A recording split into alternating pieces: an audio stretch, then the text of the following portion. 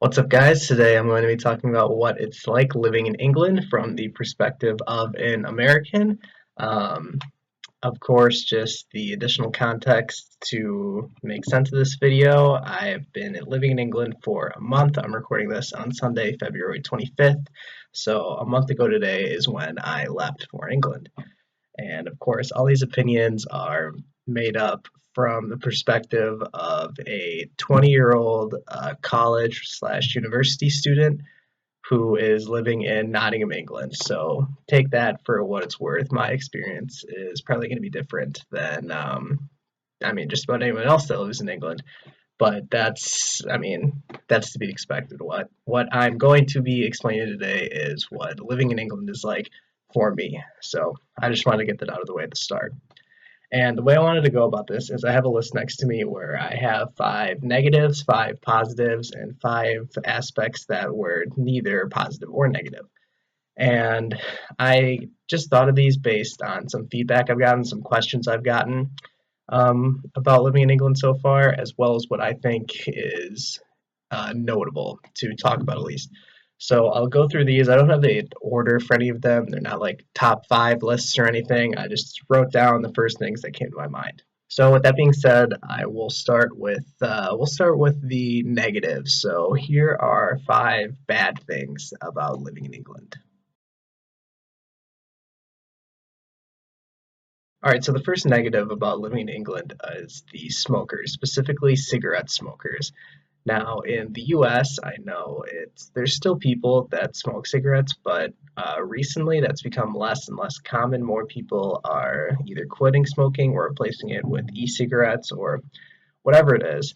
But in the UK, I noticed that there's a significant increase in people that smoke or people that smoke more frequently, and again, it's a little hard for me to tell since I know I live in the suburbs, and then I don't go to school in like a big city, but I know when I visited like Chicago, there's been a lot of smokers out and about, but I still wouldn't say it's as bad in England, or I guess just as common as it is in England.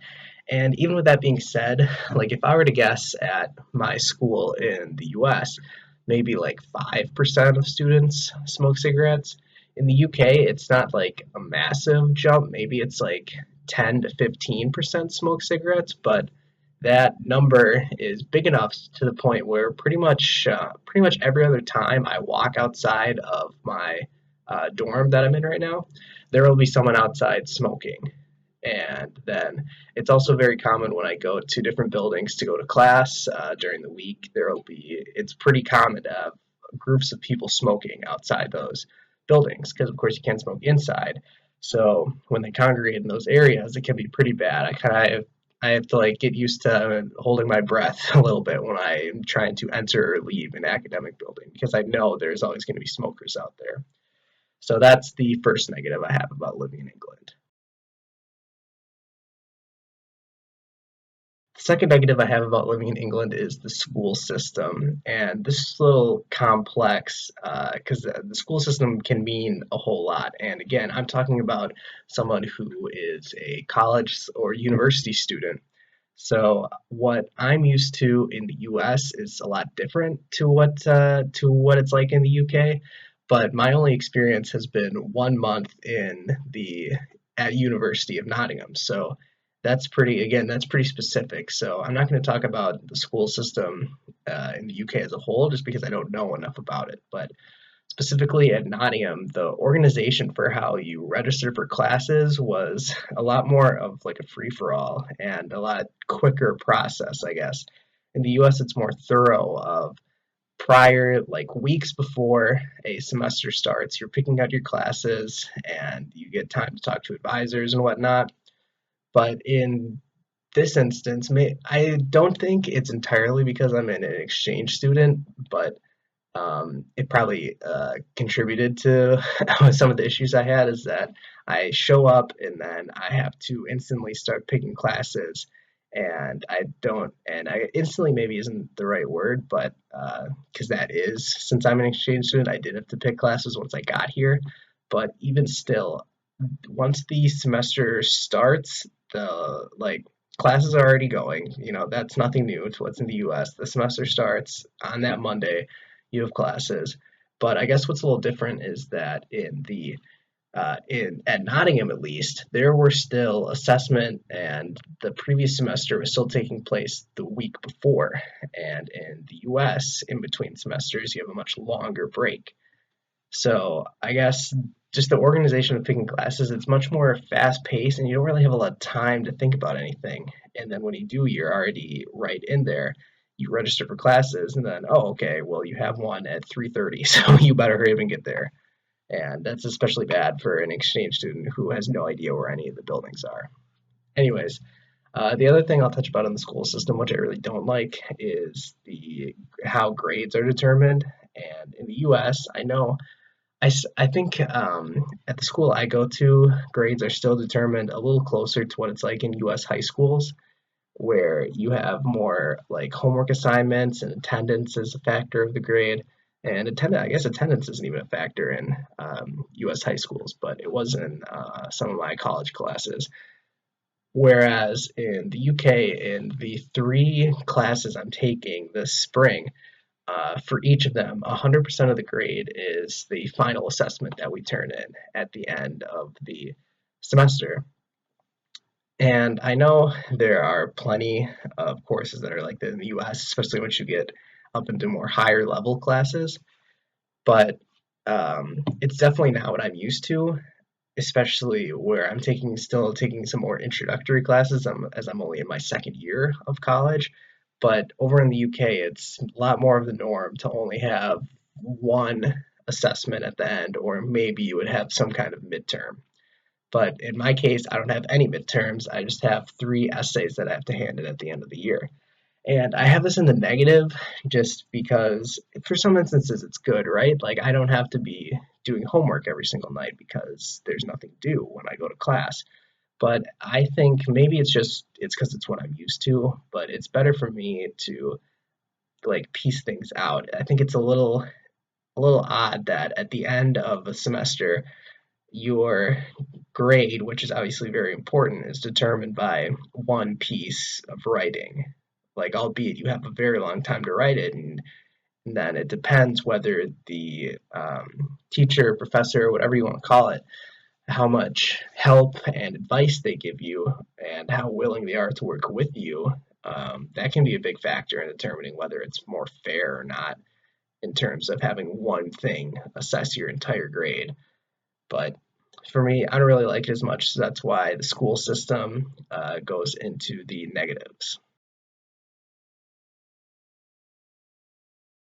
Okay, the third negative about living in the U.S. is a little funny, just because I think it contributes to one of the stereotypes of Americans is that they just eat fast food a lot and are just like, I don't know, I guess you could just call it like the fat American stereotype. But despite the fact that it contributes to that, it's still a negative in my opinion. I'm talking about food portions and food prices in the UK.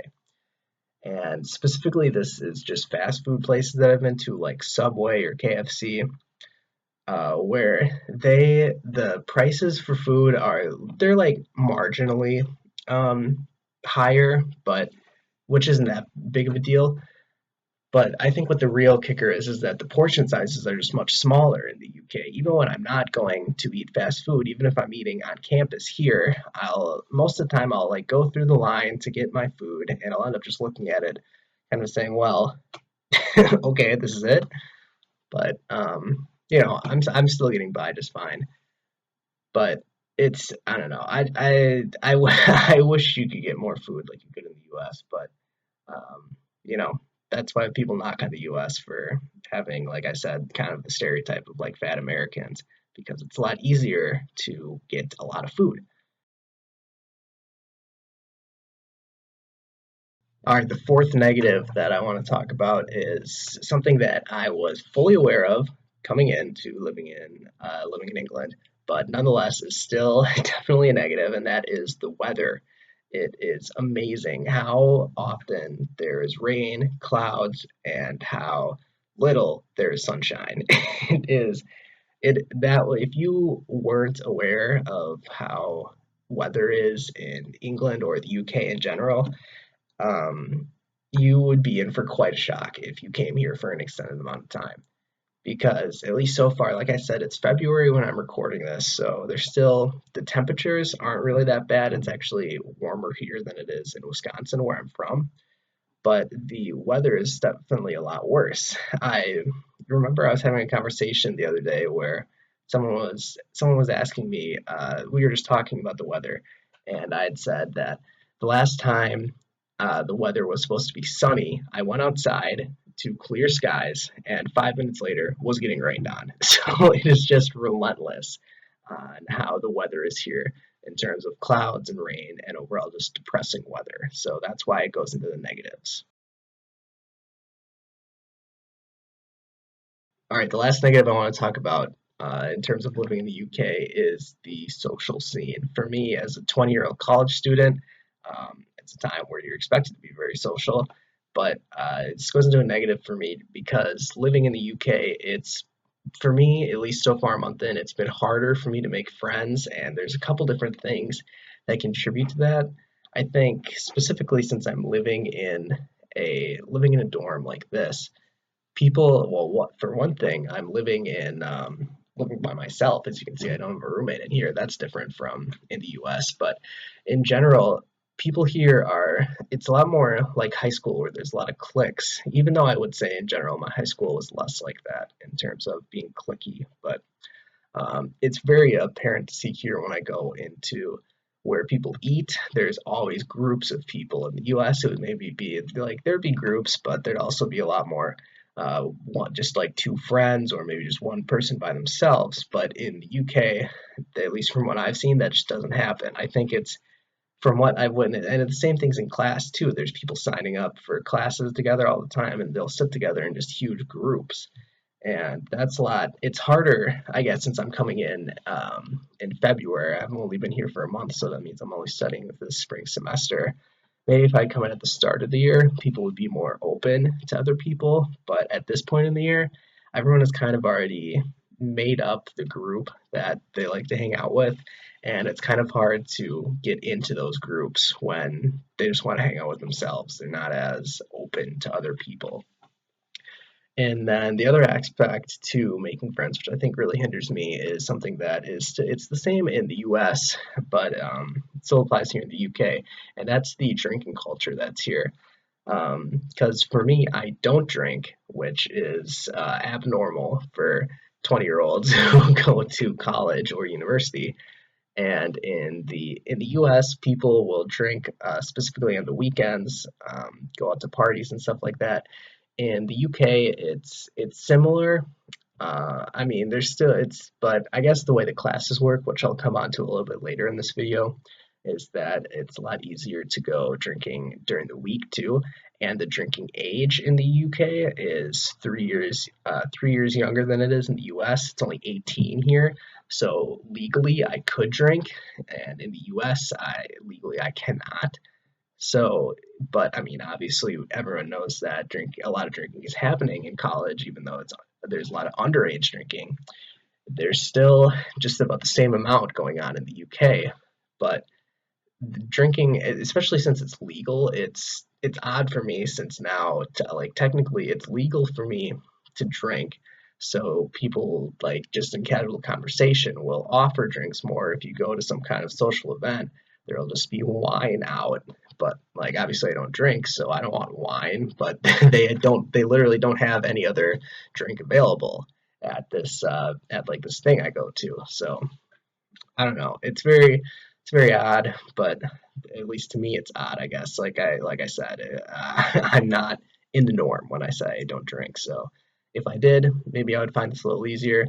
But um, just in those two main aspects are why I think making friends and just social life is part of the negatives for me. Okay, let's talk about 5 positives I have about living in the UK. And I'm going to start with the class schedule. I mentioned this a little earlier in my last point, but the class schedule is a lot more lenient. And like I mentioned, it's not even because of the fact that there's no like day-to-day homework or anything like that, or just that you have one essay to hand in at the end in my case. It's more so that the class schedule is a positive just because of how much free time you end up getting. In the US, what I'm used to is classes that meet maybe 2 or 3 times a week and maybe follow a schedule. Like I'll have a class that's Monday, Wednesday, Friday, or maybe I'll just have a class that only meets on Tuesdays and Thursdays. I've also had different classes, where they meet like Monday, Tuesday, Wednesday, Thursday. But in the UK, there's like nothing like that. In the UK, classes are broken up more into one component is lecture. Pretty much all classes have a lecture component, which is nothing new to in the US. And then they'll have what's called seminar, which is it's more like a discussion class, but and those will be shorter, like 1 hour, whereas lectures here are usually 2 hours, which is longer than I have in the US. But those make sense just because those time differences make sense because you only meet usually once or twice a week, usually once for lecture, twice for seminar. So for like one of my classes, there's a 2 hour lecture on Monday, and then there's a 1 hour seminar also on Monday. So I have that class, I meet twice for that class on Monday, but after that, the whole rest of the week, I have nothing to do for that class. And since I'm only taking 3 classes, that means my schedule is very light. I have 2 class meetings on Monday, one on Tuesday, one on Wednesday, and one on Thursday, and no classes at all on Friday. So, taking that into consideration, my class schedule is really light. So, of course, for me, that's going to be a positive because I'm here studying abroad, living in the UK. There's a lot of stuff I want to do, and having that schedule gives me a lot more time to do that, especially considering the fact that I always have a 3 day weekend. And then just it also gives you plenty of time to relax and just have free time. So, who doesn't like that? So, that's why the class schedule is down in the positives for me. Okay, the next positive that I have is definitely subjective and opinionated, but for me it's a positive, and that is the time difference living in the UK. From where I live in the US and Wisconsin, there's a 6 hour time difference, with the UK being 6 hours ahead. So right now it is 10 p.m. in the UK. That means at my home in Wisconsin it is 4 p.m. And the reason I like this time difference is because it aligns with what I like to do. Specifically, I guess some people in the US wouldn't like the time difference because primetime shows that go on at like 7 p.m. Eastern or 7 p.m. Central or anything like that, those are way later. So, while that's true that, say, like the Super Bowl, when the Super Bowl happened, that kicked off like past midnight. So, there was really no way for like it would have been very difficult if I wanted to watch the Super Bowl because of how late it started. But like I said, the reason I like it is for what I'm interested in. It doesn't really affect it, and if it does affect it, it affects it positively. What I mean by that is that the biggest difference is that since I'm a soccer fan and I like watching soccer, instead of Premier League games going on at 6 or 9 a.m. like I'm used to in the US, they come on at a much more manageable time to watch at 3 in the afternoon or 5 in the afternoon. Some games even happen during the week where it'll be like prime time in Europe. So games will kick off at 7:45. The first time there was soccer games kicking off at 7:45 at night, it was such a mind-blowing feeling to me where like it felt like people were getting excited for prime time soccer, which is just something I'm not used to in my life. I'm used to people getting excited for American football, hockey, basketball, baseball stuff. Where some things I care about, it depends what team's on, but in general, I just get more excited for soccer. So, and that's one instance why I really like the time differences for soccer. And then just everything else, like none of it really matters that much. I could have easily put time difference in neutral, but like I mentioned, it works for me, so that's why I have the time difference in the positive. All right, the third positive thing I have about living in the UK is the diversity, which is a little bit of an interesting topic because I think I would say, certainly in Wisconsin, it's fairly diverse in Wisconsin. But it is still in the Midwest, so you could still categorize it as being in the Midwest and therefore not very diverse. as opposed to places like on the East Coast or the West Coast and places like New York or LA. But regardless of where you're from in the US, anywhere I've been in the US at least, I think the UK is just as a whole more diverse. And specifically, it's a lot more normal for people of different backgrounds to all be hanging out and socializing with each other. Whereas in the U.S., even if people from different backgrounds are in the same spaces, they might not be interacting as freely, which is it's a little hard to understand if you haven't seen it in person. Whereas I think I would have said a month ago before I'd come here that the places I'd been, the US was perfectly diverse. People were interacting smoothly. And for the most part, that's true, just in terms of day to day life. But living in the UK, I can tell there's a notable difference in terms of people from different backgrounds interacting with each other and just being more friendly to each other, not afraid to just go up and talk to people or hang out in different groups. Where in the US, it would be a lot more common to see a group of people being, say, just like one race. But in the UK, it's not as mixed or it's not as separated as that. It's very common to just see all different kinds of groups intermixing, people of different backgrounds, and the diversity is it makes more sense if you could see it with your own eyes. So for me, that is why diversity is down as a positive. Okay, the fourth positive I want to talk about is the people that live in the UK, at least the places that I've been, the people that I've interacted with. All of them have actually been really friendly, which you can kind of hear by the hesitation in my voice when I said that, is something that it's cause for concern when you travel or live elsewhere from what you're used to. You don't really know how the people, what the kind of climate is like, whether people are generally nice to others or whether they're a little just more cold to people that you don't know, which is would be perfectly acceptable if you like if there is a stranger that you don't know. You don't really, some people would say you don't have an obligation to be nice to them. But obviously it'd be a lot better if everyone was nice to each other, and from what I've seen in the UK, that is the case. I've been to, like, when I went to Peru, there wasn't as much polite manners just in terms of random people on the street or whatever, but in the UK there's plenty of instances I could think of. Well, I guess the easier way to think about it is I can't think of one instance where someone has just been like blatantly rude or anything like that to me. People are always helpful, whether it's holding doors open, saying thank you, or whatever it is, people are just nicely mannered here, and I mean, that's good to see. I wasn't totally sure if it was going to be like that before I came here. And another aspect about this that I'll touch on too is how they react to me, being American.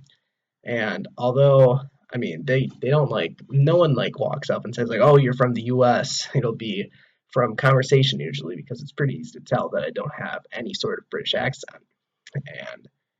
And when they hear that, their reaction is always one of like from a curious place is where they'll start discussing that, and maybe they'll be like, "Oh, are you from the U.S.?" Or they'll say, "Where are you from?" But like they know I'm from the U.S., and then they'll just start asking questions like, "Oh, where from? How long are you here?" And they're all very nice about it. There's not they don't come from a place of saying, "Oh, you're from the US, you're different." They're saying like, "Oh, you're from the US, that's pretty cool." And then, you have a quick discussion about it. So that's just what I wanted to talk about in terms of people day-to-day interactions. People are nice here. So that's always good. All right, the fifth and final positive I want to talk about, in terms of living in the UK, is the that I have the same access to television, to sports, to news that I would have in the US, which is interesting because usually when you go somewhere else, your life, just your normal day-to-day routine changes. Your normal access to different things changes. How you are consuming news or watching television or following your favorite sports teams. But for me, all that was able to stay the same. Now, of course, this will be put to the test more as, like I said, it's February 25th. 2 weeks from now is Selection Sunday for March Madness for college basketball, which is something I am interested in.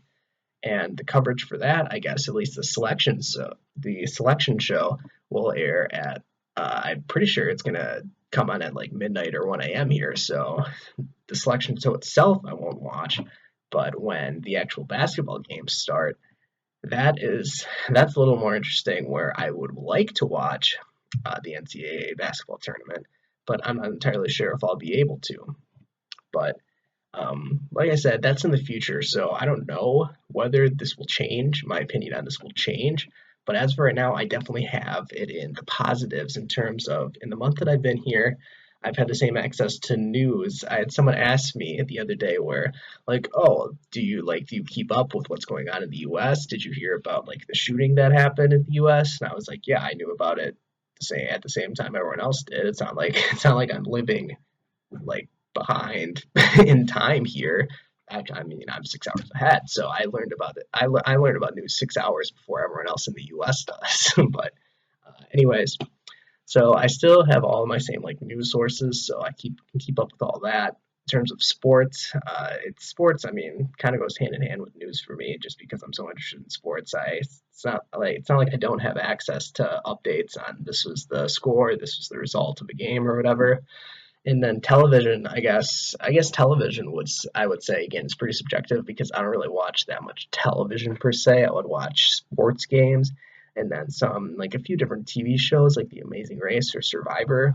And in places like I don't have a TV in here, you can't see a TV. That's because there isn't one.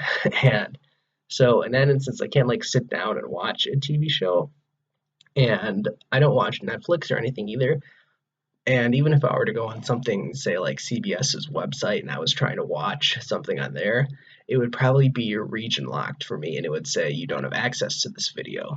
But that's okay for me because I am a smart 20-year-old technologically sound person. So I know I can figure out ways to watch the few and far between TV shows that I watch. So in general, having access to the same TV shows, watching the same sporting events, and keeping up with all the worldwide news, all that has not changed really for me. So that's why it's a positive because I thought I would have some issues, but to this point, I haven't.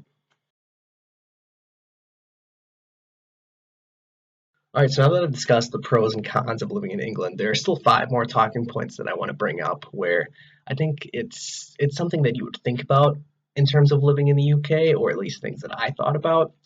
But in the end, it hasn't been good enough to be positive or negative. It's just something that I can discuss and bring to light. All right, so the first of these things that I have in the neutral category is the accent. And in England, I think maybe some people have the wrong idea where when people say a British accent, you might have a specific accent in your mind. But in general, it would be like in the US saying, "Oh, you have an American accent," where if someone said that to me, I would ask them, "Well, what does that mean? Like, what part of the US are you talking about?" My accent sounds to me like no accent because I'm from Wisconsin, so I sound like other people from Wisconsin. But if people were to live in the West Coast or maybe live down south, they would have a very different sounding voice to me. And it's the same in the UK. It depends on what region you're in. And I like the accent for me, at least for living in Nottingham, is pretty easy to understand. And if I were to, in the other places I've been so far, which hasn't really been, I haven't been in a ton of places in the UK, but I haven't been anywhere yet where the accent is like a challenge to understand, which is good. I know like a Scottish accent that can sometimes be hard, but since I'm more used to like watching soccer and hearing different kinds of voices, whether it's like English commentators or even people from Scotland talking about soccer, I'm a little more used to various accents. So maybe that's why I have this in neutral, just because it hasn't been an issue. But in general, I don't think any of the accents in the UK are that difficult to understand. But I didn't necessarily expect them to be. So although the accent is very different in the UK, it definitely makes me stand out when people hear me talk. But it's not anything that really affects me too much, other than like I mentioned earlier, people recognize me as American from my voice. So that's why this is in the neutral category. Okay, the next thing I want to talk about is the style. Here's talking about clothes that people wear. And like for me right now, I'm just wearing a t-shirt. I'm wearing some khaki jeans right now, something that would be pretty common in the US. And well, it's definitely not the same style in the UK. I have not, and I don't think I will see anyone wearing khaki jeans for the entirety of my trip here. People wear different stuff, like different kinds of pants, or whether it's joggers, or whether it's like people don't wear sweatpants in the same kind of sweatpants that people wear in the U.S. But they'll wear like it'll be like some kind of combination of like sweatpants and joggers. I don't really know the best word to describe it. Maybe it's just because I'm a guy. But anyway, we'll move on from that. Like hoodies are a lot less frequent here. The coats are a little bit different, but I mean that's still like I mentioned earlier. The people wear different things for the weather. Since I have only been here from January to February, it obviously I haven't seen the full array of what people wear since it hasn't been better weather out. But from what I've seen so far, the style is certainly different, but that it's not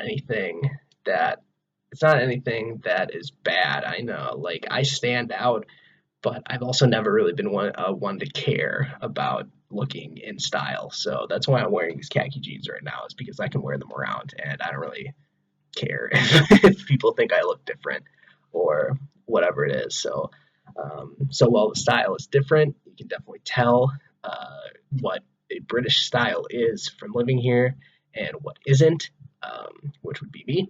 It's not anything that people will like seriously judge you for. You'll just recognize that it's different. So that's what I have to say about style.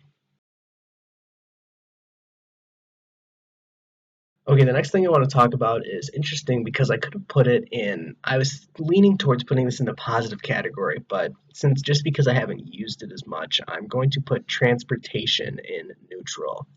And what I mean by transportation is mostly public transport, but it's also worth noting too just how people get around in like say their own cars or in their own or biking around. Biking is about as common as it is in the US. There will be some people that commute by bike, or people that just bike to go from place to place, whatever it is.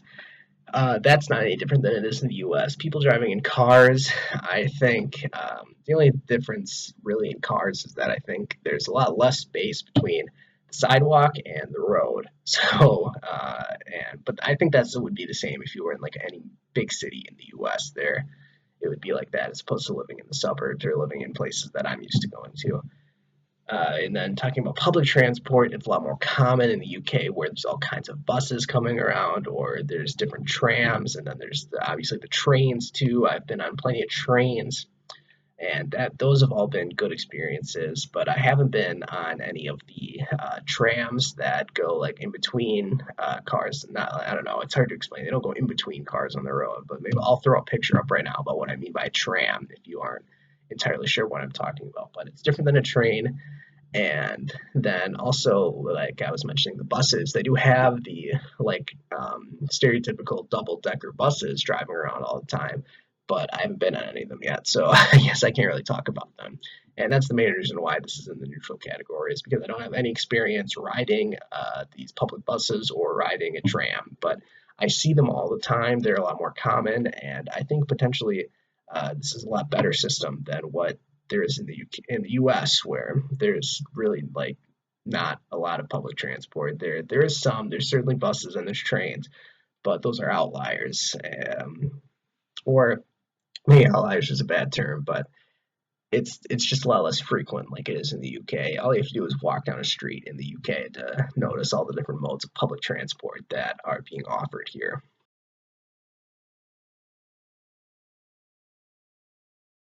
Okay, so the fourth thing I want to talk about in this category is missing home slash culture shock. And the reason why this isn't neutral is because in terms of missing home, I haven't really missed home per se that much. There's been different times where I've thought, oh, it would be pretty nice to go home right now, or oh, I wish I could go do this. I wish I could go down to the store that I'm used to, or I wish I could go to this place to play soccer, or whatever it is. There will be instances where I think about that, but they don't negatively affect my experience, because there's been plenty more instances where I've been living in the UK and just thinking, wow, this is awesome. There's been a lot more good moments here than there's been sad moments of me thinking, oh, I wish I was at home right now or whatever. But it's definitely it's something that comes up and I think about it from time to time, but it's not anything that's negatively affecting me at least 1 month into my stay here. And then I also have culture shock written down, which is, I think it's a little bit of a divisive term and it's a little bit ambiguous too, because I think the definition of, I don't know the definition of culture shock. I'll put a screenshot up of it right now so you can look at it there. But I think as a concept, I've heard culture shock explained to me in that it's not like a sudden thing that you feel. It's just kind of over time or over a period of, or like it's more like an accumulation of experiences where it all kind of comes upon you and you think like, well, this is really different, and it's like giving me anxiety or something like that. But I haven't really experienced any of that. The closest thing I would think of a culture shock is when I was trying to get settled in like my classes, which is why the school system and the organization was one of the negative things I talked about earlier. But I haven't like there's nothing that I've come across that is like, wow, I really don't like this. I want to get out of here. It's not anything that I've seen where it's like, well, this is like I can't believe they do this in the UK. None of that has happened. So in the sense of culture shock, where you would think of culture shock more typically maybe as you walk into like a restaurant and you see them cooking something and you're like mind is blown at what's going on. There hasn't been anything like that, but when you look at it in a different light, as in terms of just having different experiences, kind of over time catch up to you, and you're just confused at what to do. I've had that happen to me a little bit, but it's nothing that I haven't overcome, and it's nothing that has really gotten me down that much. Stuff that has happened, but you learn from it and you move on. And like I said, it's been 1 month, so I've learned plenty in this 1 month. So I don't really think anything like that would happen to me again. So we'll see if it does. All right, the last thing I want to talk about in this video is living in dorm in this nice room that I'm in right now, which is in the building. It's called Willoughby Hall at the University of Nottingham, and it's definitely very different to what I'm used to in the U.S. In the U.S., I'll put a picture up of what one of my dorms has looked like that I lived in, and in that, at least, the thing that I always point out when people ask about the living situation on campus here is the main difference is that in US, the norm is that if you live in a dorm on campus, you live with a roommate. And in the UK, that is the exception, at least from what I've seen. There's all the rooms in this building, I think all the rooms in this building are single rooms, one occupant, one person living in each room. And so that's a big difference. The size, it's smaller than than the rooms that I'm used to in the U.S., but that's just to accommodate one person instead of two.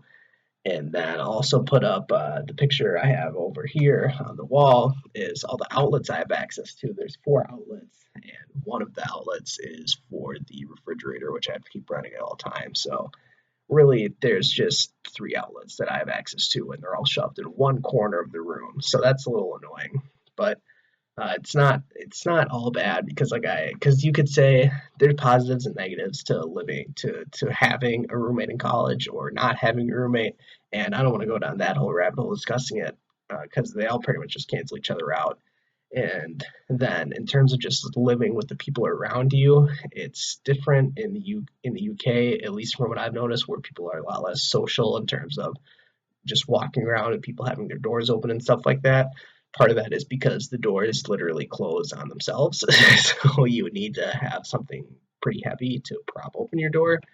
But anyways, it's just it's different than in the US, but it's not anything that's like significantly worse.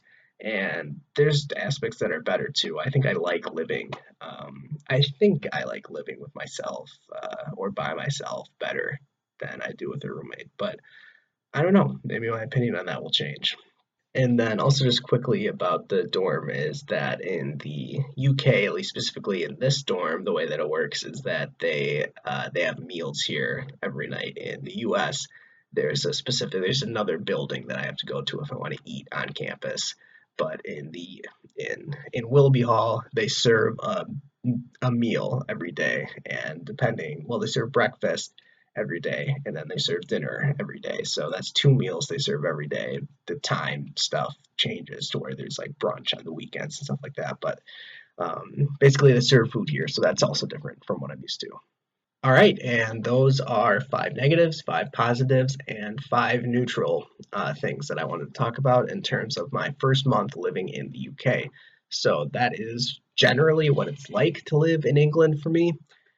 And like I mentioned before, these are all my experiences. And like I just said, this is very general. If you want to hear more about what my specific day-to-day life is like, I will put out another video with that in the near future. But for today, I wanted to keep it more open, talk about a lot of different things, and just touch on them, not go into too much detail on any of them. I hope I didn't go too long into any one thing, but I wanted to cover a lot of ground and just talk about a lot of the differences from living in the US and living in the UK and whether I like these differences or not.